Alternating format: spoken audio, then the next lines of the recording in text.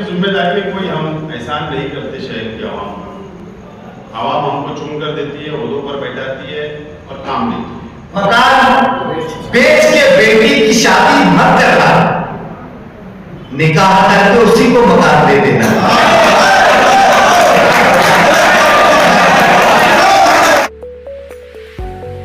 Fancy garment and kids mall, Ayesha Nagar police station के सामने, हजार खोली, मालेगांव।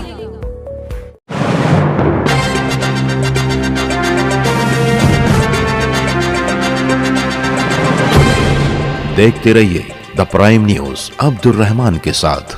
निशान हिंद ट्रस्ट की जानिब से सियासी, समाजी, तालीमी और अदबी चुनिंदा शख्सियात का मुख्तलिफ शोबों में उनकी बेशबहा खिदमात का एतराफ़ किया गया, जिनमें काबिल जिक्र नाम NCP लीडर आसिफ शेख रशीद, कोहना मश्क बुजुर्ग शायर शब्बीर इरशाद साहब, मुख्तार कुरैशी, शफीक एंटी करप्शन, फारूक फैजुल्लाह, लतीफ अहमद, शब्बीर अहमद वगैरह के नाम शामिल हैं। जबकि एजाज बेग के अलावा दीगर अफराद मेहमानान की हैसियत से इस तकरीब में शामिल रहे। इस मौके पर साबिक MLA, साबिक मेयर, मौजूदा NCP के शहरी सदर आसिफ शेख ने इजहार ख्याल करते हुए कहा कि हम लोगों की खिदमात का एतराफ़ किया गया, इसके लिए हम शुक्रिया अदा करते हैं, मगर हकीकतन आवाम हमको जो जिम्मेदारियाँ सौंपती हैं हम उसे पूरी तरीके से निभाने की कोशिश करते हैं, किसी पर कोई भी किस्म का एहसान नहीं करते। मौसूफ ने इस तकरीब में शायरों और सहाफियों को मुखातिब करते हुए कहा कि हर दौर में शायरों और सहाफियों ने इनकलाब बर्पा किया है। इस पुरफितन और पुराशुभ दौर में उम्मीद की किरण इन शायरों और सहाफियों में ही नजर आती है। एक शायर या एक सहाफी चाहे तो अपने कलम से समाज को बदलते हुए बरसरे इक़्तिदार हुकूमतों का तख्ता पलट सकता है। इस मुल्क को फिरका परस्त ताकतों से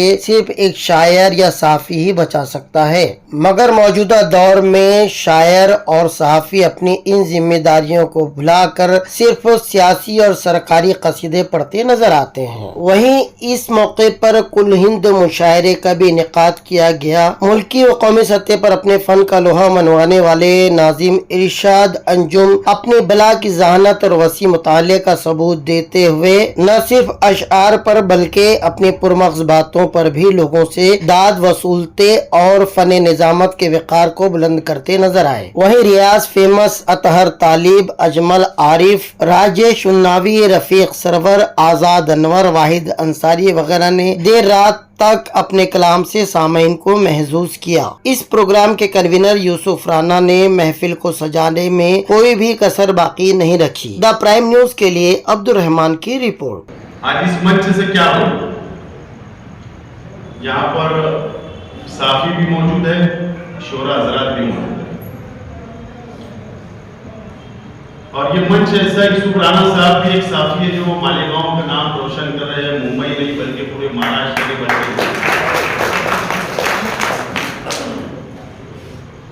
और हमारे तमाम भी साफी यहाँ पे मेरे सामने बैठे हैं। बहरहाल हम सियासी लोग हैं और हमारा अपना काम है, हमारी अपनी जिम्मेदारी है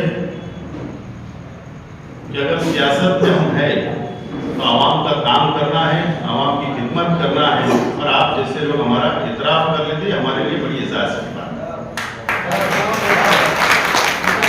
हमारी अपनी जिम्मेदारी में कोई हम एहसान नहीं करते शहर की आवाम पर। आवाम हमको चुन कर देती है, ओहदों पर बैठाती है और काम देती है, और ये सफर चलता आया है और आगे भी चलेगा। लेकिन आज मुल्क के हालात के हिसाब से कई साफी हम लोगों ने देखे जो अपने जाती मुफाद के लिए साफत का इस्तेमाल करते हैं, और कई शायर को भी हमने देखा जो अपनी जाती मुफाद के लिए भी शायरी करते थे। लेकिन अगर एक शायर चाहे तो वो इनकलाब ला सकता है, और एक साफी चाहे तो वो सरकारें बदल सकता है। अगर सही मानों में आज के हालात में अपनी अपनी जिम्मेदारी सबने अगर एहसास कर लिए और अगर संभाले और उसका हक अगर अदा कर दिया, तो मैं समझता हूँ ऐसी कई फिरका परस्त सरकारें का काया पलट कर सकते हैं, सरकारें बदल जा सकती है। ये मंच से, इस स्टेज से, इस माइक से अगर साफी ने कलम उठा लिया और शायद ने माइक पकड़ लिया, मुझे उम्मीद है कि आने वाले दिनों के अंदर जरूर साफत का भी हक अदा हो और शायरी का भी हक अदा होगा, और इस मुल्क के लिए और इस मुल्क के सेकुलरिज्म के लिए उम्मीद है। यूसुफ राना साहब का मेरा ताल्लुक आज से नहीं है, बल्कि बहुत मैं छोटा था जब से इनसे मेरा ताल्लुक है। ये सर्वे नंबर 10 के रहने वाले कमालपुरी के, और जब ये मुंबई गए तो जब वहां भी मेरा ताल्लुक बरकरार रहा, और मुझे उम्मीद है कि आप ऐसा मंच आइंदा भी सजाते रहेंगे, और जो भी फील्ड के अंदर जो लोग कभी उनका खिदमत है उसका इतराफ आप करते रहेंगे। आपने मुझको यहाँ बुलाया, बोलने का मौका दिया, बहुत बहुत शुक्रिया।